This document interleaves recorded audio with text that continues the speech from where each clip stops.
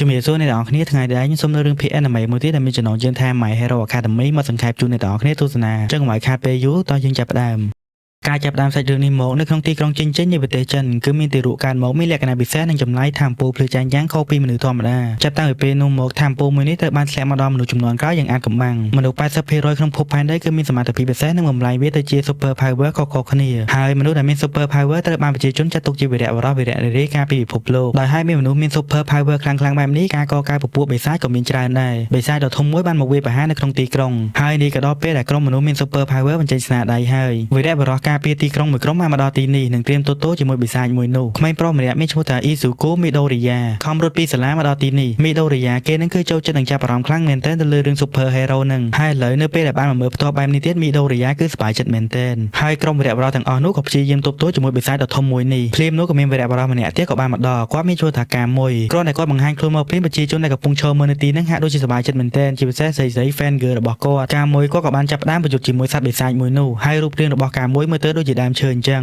រួចនៅពេលដែលប្រយុទ្ធគ្នាជាមួយបិសាចនេះមួយសន្ទុះនឹងកាមួយគាត់ក៏បញ្ចេញអាទីរបស់គាត់ចេញឬឈើច្រើនមែនទែនចេញពីដៃរបស់គាត់ពេលដែលឬឈើត្រៀមនឹងចាក់ដល់ខ្លួនរបស់បិសាចទៅហើយស្រាប់តែមានវីរៈវេរីម្នាក់ទៀតបង្ហាញខ្លួនមកនឹងលោតធាក់សត្វបិសាចមួយនោះហើយកាមួយវិញគាត់ពិតជាកាំងចិត្តខ្លាំងអាគាត់ខំវាយមួយថ្ងៃហើយសុកគេមកស៊ីពេលបែបនេះហើយវីរៈវេរីម្នាក់នឹងនាងមានឈ្មោះថា MT គ្រាន់តែឃើញរូបរាងដ៏ខ្ជូររបស់នាងភ្លាមកាមេរ៉ាមែនក៏ចាប់ផ្ដើមថតយកមកមិនដឹងថតយកទៅធ្វើស្អីនោះទេហើយពួកគេក៏បានចាត់ការបិសាចមួយនោះបានសម្រេចរួចយើងក៏ដឹងដែរថាក្រុមដែលមាន Super Power ពិសេសទាំងអស់នេះគឺធ្វើការជាមួយរដ្ឋបាលប៉ូលីសស្របច្បាប់ដើម្បីធ្វើជា Super Hero ការពារទីក្រុងពីមនុស្សអាក្រក់និងបិសាចជាដើមដែលប្រជាជនធម្មតាស្រឡាញ់និងចាត់ទុកពួកគេដូចជាព្រះដូចនេះហើយទើបមានសាលាបណ្ដុះបណ្ដាលក្មេងៗដែលមាន Super Power ស្រាប់ឲ្យខ្លាចទៅជា Super Hero ស្របច្បាប់របស់រដ្ឋាភិបាលក្មេងប្រុស Midoriya ដែលមានក្តីសម័យចង់ខ្លាចទៅជា Super Hero ដែលពេលនោះគឺព្យាយាមកត់ទុកក្នុងសៀវភៅពីរបៀបធ្វើវីរៈបុរសដែលយកគំរូតាមពួកគាត់ទាំងអស់នេះដោយបានលោកពូម្នាក់លើកទឹកចិត្តទៀតនោះ Midoriya របស់យើងគឺកាន់តែសប្បាយចិត្តមែនទែននៅក្នុងថ្នាក់រៀនវិញឥឡូវ Midoriya និងមិត្តរួមថ្នាក់របស់ពួកគេគឺឆ្នាំទី3ហើយដូចនេះលោកគ្រូក៏និយាយថាដល់ពេលដែលពួកគេត្រូវគិតពីរឿងអនាគតហ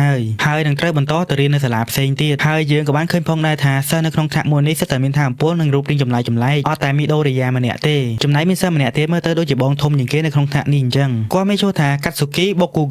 Bokugo តែងតែនិយាយមើលងាយសមត្ថភាពសិស្សដទៃទៀតថាសមត្ថភាពមិនដល់គាត់នោះទេដែលធ្វើឲ្យសិស្សដទៃទៀតនឹងខឹងខ្លាំងមែនទែនជាពិសេសមនុស្សដែល Bakugo ចូលចិត្តធ្វើអាប់ជាងគេនៅក្នុងថ្នាក់នេះគឺជា Midoriya របស់យើងនឹងឯងលោកគ្រូក៏ប្រកាសឈ្មោះសិស្សដែលត្រូវបន្តរៀននៅវិទ្យាល័យ UA គឺវិទ្យាល័យដែលចូលចំណាត់ថ្នាក់លេខ1ហើយត្រូវបានគេចាត់ទុកថាជាកន្លែងបណ្ដុះបណ្ដាលសិស្សដែលខ្លាចទៅជា Super Hero Academy កំពុងនៅក្នុងប្រទេសជប៉ុនពេលដែលលោកគ្រូនិយាយឈ្មោះថា Bakugo ទៅបន្តរៀននៅ UA នោះធ្វើឲ្យសិស្សគ្រប់គ្នាភ្ញាក់ផ្អើលមែនទែនពីព្រោះថាបន្ទុករបស់ Bakugo គឺបានច្រើនអាចចូលរៀននៅសាលា UA បាន Bakugo ក៏បានចាប់ផ្ដើមនិយាយឡើងលយថាពេលដែលគាត់បានចូលរៀននៅសាលា UA គាត់នឹងក្លាយជាវីរៈបុរសដ៏ល្បីឈ្មោះនិងមាន power ខ្លាំងបំផុតនៅក្នុងលោកហើយក្នុងថ្នាក់មួយនេះគឺមានតែគាត់ម្នាក់ប៉ុណ្ណោះដែលស័ក្តិសមចូលរៀននៅសាលា UA ភ្លាមនោះលោកគ្រូស្រាប់តែប្រកាសឈ្មោះសិស្សម្នាក់ទៀតគឺ Midoriya ដែលធ្វើឲ្យ Bakugo និងសិស្សដទៃទៀតនឹងគាំងឆ្នែងគ្រប់គ្នាមិននឹកស្មានថា Midoriya ចង់ទៅរៀននៅ UA ដែរសោះ Midoriya ដែលគ្មានសមត្ថភាពពិសេសនិងថាមពលអ្វីទាំងអស់អនាគតចង់ក្លាយជា Super Hero ត្រូវបានមិត្តរួមថ្នាក់ខ្សែចំអក Bakugo ដែលស្អប់នឹងចូលចិត្ត bully Midoriya ស្រាប់ក៏បានមករករឿង Midoriya Bakugo និយាយឡើងកាយថាឯងគ្មានសមត្ថភាពនឹងថាមពលអីទេហេតុអីឯងចង់មកប្រកួតប្រជែងជាមួយយើង Midoriya ឆ្លើយថានេះជាក្តីសម័យរបស់ខ្លួនតាំងពីក្មេងដែលចង់ក្លាយជា Super Hero តែប៉ុណ្ណោះនៅពេលដែលដល់ម៉ោងចេញទៅផ្ទះ Bakugo បានមករករឿង Midoriya សារជាថ្មី Bakugo ក៏បានដណ្ដើមសៀវភៅរបស់ Midoriya ហើយគាត់ក៏បានដុតសៀវភៅមួយនេះចោលនិងបោះចេញទៅខាងក្រោម Bakugo ក៏និយាយគំរាមទៅកាន់ Midoriya ថាបើសិន Midoriya នៅតែចុះឈ្មោះចូលរៀននៅសាលា UA ទៀតនោះប្រាកដណាស់ច្បាស់ជាមានរឿងធំជាមួយគាត់ជាមិនខាននិយាយចប់ Bakugo និងគ្នាក៏ដើរចាកចេញទៅចំណែក Midoriya វិញដែលខ្លួនគឺជាក្មេងទូនខ្សោយនិងគ្មានសមត្ថភាពពិសេសអ្វីទាំងអស់ដោយត្រូវ Bakugo ធ្វើអាប់ទាំងក្មេងដែលខ្លួនគ្មានអ្វីតទល់ជាមួយគេនោះទេមានតែខិតខំទ្រាំតែក្តីសម័យចង់ខ្លាយទៅជា Super Hero មិនដែលបោះបង់នោះឡើយកាលពីនៅតូច Midoriya នៅផ្ទះជាមួយម៉ាក់គាត់មើលថែ Midoriya ឡើងកក់ក្ដៅ Midoriya តែសុំម៉ាក់មើលកម្មវិធី Super Hero ដែលគេចាក់ផ្សាយនៅក្នុងវីដេអូគឺយើងបានឃើញ Super Hero មានធំម្នាក់កំពុងជួយសង្គ្រោះមនុស្ស100នាក់នៅក្នុងករណីភ្លើងឆេះមួយកន្លែងគាត់តែម្នាក់ឯងអាចជួយសង្គ្រោះមនុស្សបានទាំងអស់គាត់ក៏បាននិយាយពាក្យដ៏ល្បីមួយថាគ្មានអ្នកណាកើតអីនោះឡើយបើសិនជាគាត់មកដល់ទីនេះឮពាក្យទាំងនេះហើយ Midoriya ដែលចាត់ទុកគាត់ជា idol កាន់តែរំភើបចិត្តនិងសង្ឃឹមថ្ងៃមួយបានដូចគាត់តែរឿងមិននឹកស្មានដល់ក៏បានកើតឡើងលើ ខ្លួនរបស់មីដូរីយ៉ាលោកគ្រូពេទ្យក៏បាននិយាយថាមីដូរីយ៉ាប្រហែលគ្មាន power នោះទេទាំងដែលម៉ាក់និងប៉ាប៉ារបស់ពួកគេសិតតែមាន power តែចំណែកតែមីដូរីយ៉ាកើតមកគ្មាន power ទាល់តែសោះពេលដែលឮលោកគ្រូពេទ្យនិយាយអញ្ចឹងហើយមីដូរីយ៉ារបស់យើងនឹងពិតជាសែតមែនទែនពេលត្រឡប់មកផ្ទះវិញម៉ាក់ក៏យំអោបមីដូរីយ៉ាគាត់សុំទោសដែលមើលថែមីដូរីយ៉ាមិនបានល្អកាលមកដល់ពេលនេះវិញមីដូរីយ៉ាកំពុងដើរទៅផ្ទះរំពេចនោះមានបិសាចមួយរូបរាងដូចជាកៅស៊ូបានមកវាយប្រហារមកលើមីដូរីយ៉ាបិសាចមួយនោះក៏រុំខ្លួនរបស់មីដូរីយ៉ាជាប់និងធ្វើឲ្យមីដូរីយ៉ាពិបាកដកដង្ហើមមែនទែនមីដូរីយ៉ាស្ទើរតែដាច់ខ្យល់ស្លាប់ទៅហើយភ្លាមនោះស្រាប់តែមានវីរៈបុរសមាធំម្នាក់គាត់បង្ហាញខ្លួនមកជួយមីដូរីយ៉ាគាត់ក៏ស្ទុះទៅវាយបិសាចនោះតែម្ដងដោយកម្លាំងដៃរបស់គាត់មួយនេះហៅថាតិចសាស្មាកម្លាំងដៃមួយនេះពិតជាខ្លាំងមែនទែនធ្វើឲ្យបិសាចមួយនោះទប់ទល់អត់បាននោះទេ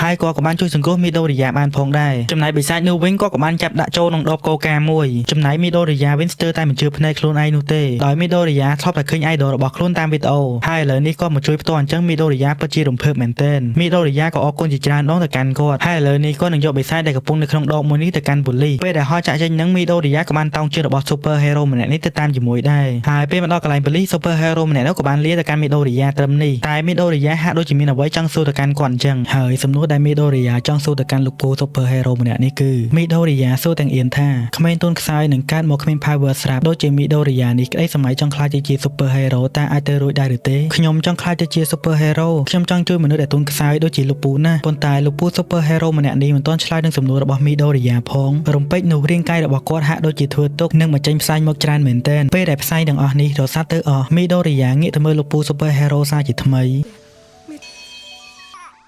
រាងកាយរបស់គាត់ប្រែទៅជាស្គមហាក់ដូចជាមនុស្សមានជំងឺប្រចាំកាយគាត់ក៏ណែនាំឈ្មោះរបស់គាត់ទៅកាន់មីដូរីយ៉ាគាត់មានឈ្មោះថាអម៉ៃគាត់ក៏បន្ថែមទៀតថាពេលនេះមីដូរីយ៉ាតែម្នាក់គត់ដែលឃើញរូបរាងកាយពិតរបស់គាត់អម៉ៃក៏និយាយរឿងរ៉ាវគ្រប់យ៉ាងទៅកាន់មីដូរីយ៉ាការពិតទៅកាលពី5ឆ្នាំមុនអម៉ៃទៅរបួសជាខ្លាំងពីការវាយប្រហារពីសត្រូវហើយពេលដែលគាត់ប្រែរូបរាងទៅជា super hero មាធំនេះគឺរាងកាយមួយនេះគឺមានកំណត់នៅក្នុងមួយថ្ងៃគាត់ប្រែខ្លួនបានតែ3ម៉ោងតែប៉ុណ្ណោះអម៉ៃតែងតែជួយសង្គ្រោះមនុស្សជាមួយស្នាមញញឹមជានិច្ចស្នាមញញឹមមួយនេះគឺជានិមិត្តសញ្ញានៃសន្តិភាពហើយស្នាមញញឹមមួយនេះក៏អាចធ្វើឲ្យបិសាចខ្លាចផងដែរអម៉ៃក៏ចាប់ផ្ដើមនិយាយឡើងកាយទៅកាន់មីដូរីយ៉ាថាមីដូរីយ៉ាដែលកើតមកគ្មាន super power ក៏អាចខ្លាចទៅជា super hero បានដែរវីរៈបុរសដែលមីដូរីយ៉ាធ្វើបាននោះគឺធ្វើជាប៉ូលីសការពារប្រជាជននេះក៏ជា super hero ដែរគេចង់ខ្លាចជា super hero មានថាមពលចេះហោះចេះហើរអម៉ៃឲ្យគេធ្វើជាប៉ូលីសយ៉ាប់មែននៅពេលដែលនិយាយចប់ហើយអម៉ៃក៏ដើរចាក់ចេញទៅទុកឲ្យមីដូរីយ៉ាសេតនៅលើដំបូលតែឯងពេលមកដល់ខាងក្រោមវិញអម៉ៃក៏ចាប់អារម្មណ៍ថាបិសាចកស៊ូដែលគាត់ចាប់ដាក់ក្នុងដបកូកាទុកក្នុងហៅប៉ៅនោះពេលនេះគឺបានបាត់ចេញពីហៅប៉ៅមិនឃើញឡើយភ្លាមនោះក៏មានការផ្ទុះដ៏ធំមួយនៅក្នុងទីក្រុងដោយឃើញពីហេតុការណ៍មួយនេះមីដូរីយ៉ានិងអម៉ៃបញ្ញាប្រុសទៅមើលថាមានរឿងអ្វីកើតឡើងពេលដែលពួកគេទាំងពីរនាក់មកដល់កន្លែងហេតុការណ៍រឿងមិននឹកស្មានដល់នោះគឺបិសាចកស៊ូមុននេះចេញមកវាយប្រហារម្ដងទៀតហើយឃើញបែបនេះហើយមីដូរីយ៉ាពិតជាស្លុតចិត្តមែនទែនការពិតទៅពេលដែលមីដូរីយ៉ានិងអម៉ៃកំពុងហោះហើរលើមេឃដើម្បីយកបិសាចមួយនេះមកកាន់កន្លែងប៉ូលីសនោះបិសាចមួយនេះគឺបានធ្លាក់ចេញពីហៅប៉ៅរបស់អម៉ៃដោយមិនដឹងខ្លួនបិសាចមួយនេះវាធ្លាក់មកដល់ដីស្របពេលដែលបាគូកុកនិងមិត្តរបស់គេពីរនាក់ទៀតដើរមកដល់បាគូកុកដោយមិនដឹងថាក្នុងដបកូកានេះមានបិសាចបាគូកុកក៏បានទាត់វាលេងដែលធ្វើឲ្យបិសាចកស៊ូមួយនេះមានឱកាសរួចខ្លួនចេញមកខាងក្រៅនិងអុកឡុកទីក្រុងសាជាថ្មីមីដូរីយ៉ាពិតជាបន្ទោសខ្លួនឯងជាខ្លាំងនិងដាក់កំហុសមកលើខ្លួនឯងហើយពេលនេះនៅក្នុងទីក្រុងកំពុងមានភាពច្របូកច្របល់មែនទែនសូម្បីតែក្រុមវីរៈបុរសការពារទីក្រុងក៏ចេញមកតទោជាមួយនឹងបិសាចកស៊ូមួយនេះដែរចំណែកអម៉ៃវិញឃើញបែបនេះហើយក៏មិនអាចធ្វើអ្វីបានឡើយដោយសារការប្រែខ្លួនទៅជា super hero មានដែនកំណត់អម៉ៃមិនអាចប្រែខ្លួនទៅជាវីរៈបុរសម្ដងទៀតនោះទេប្រជាជននៅទីនេះទាំងអស់គ្នាពិតជាឆ្ងល់ខ្លាំងមែនទែនរឿងធំដល់ថ្នាក់នេះហើយហេតុអ្វីមិនឃើញអម៉ៃបង្ហាញខ្លួនមកជួយអញ្ចឹងដោយសារតែពួកគេមិនដឹងថាអម៉ៃនៅក្រោយខ្នងរបស់ពួកគេនោះទេនិងមិនដឹងថាបុរសស្គម្នាក់នេះជាអម៉ៃឡើយចំណែកមីដូរីយ៉ាវិញនៅពេលដែលគេមើលបិសាចមួយនេះយកចិត្តទុកដាក់នោះរឿងកាន់តែស្លុតចិត្តមួយទៀតហើយគឺបាគូកុកត្រូវបានបិសាចមួយនេះរុំខ្លួនជាប់ដោយការមីដូរីយ៉ាដែរនិងត្រៀមផ្ដាច់ដង្ហើមរបស់បាគូកុកសម្រាប់ចោលហើយដោយសារតែបិសាចមួយនេះខ្លាំងក្លាពេកសូម្បីតែវីរៈបុរសការពារទីក្រុងទាំងអស់នេះក៏មិនអាចធ្វើអ្វីបានឡើយបានតែឈរមើលតែប៉ុណ្ណោះពេលដែលបាគូកុករៀងនឹងដាច់ខ្យល់ស្លាប់ទៅហើយមីដូរីយ៉ាសັບតែស្ទុះទៅជួយបាគូកុកតែម្ដងដែលធ្វើឲ្យអ្នកនៅទីនេះទាំងអស់គ្នានិងអម៉ៃដែរនោះគាំងឆ្ងាញ់គ្រប់គ្នាតែម្ដងមីដូរីយ៉ាក៏មិនដឹងថាខ្លួនគេកំពុងធ្វើអ្វីដែរសុខរាងកាយរបស់គេគ្រប់គ្រងលេខបាននិងមានភាពក្លាហានចូលទៅជួយបាគូកុកមីដូរីយ៉ាគប់កតារបស់គេដើម្បីបង្វែរដានបិសាចនេះតែការគប់មួយនេះមិនអត់ប្រយោជន៍នោះទេគឺបានជួយបាគូកុកដកដង្ហើមបានបន្តិចដែរដោយឃើញភាពក្លាហានរបស់មីដូរីយ៉ានេះក្រុមវីរៈបុរសផ្សេងទៀតមានកម្លាំងចិត្តចូលទៅប្រយុទ្ធជាមួយបិសាចកស៊ូនេះសាជាថ្មីដោយម្ដងនេះពួកគេមិនខ្លាច ស្លាប់នោះទេហើយអមម៉ៃក៏បានមកជួយផងដែរដោយឃើញភាពក្លាហានរបស់មីដូរីយ៉ាអមម៉ៃក៏មានកម្លាំងចិត្តប្រែខ្លួនទៅជាវីរៈបុរសមានធំសាជាថ្មីហើយក៏ធ្វើការប្រើកម្លាំងកំណាប់ដៃម្ដងទៀតតែម្ដងនេះមិនមែនតិចសះស្មាស់ទេគឺជា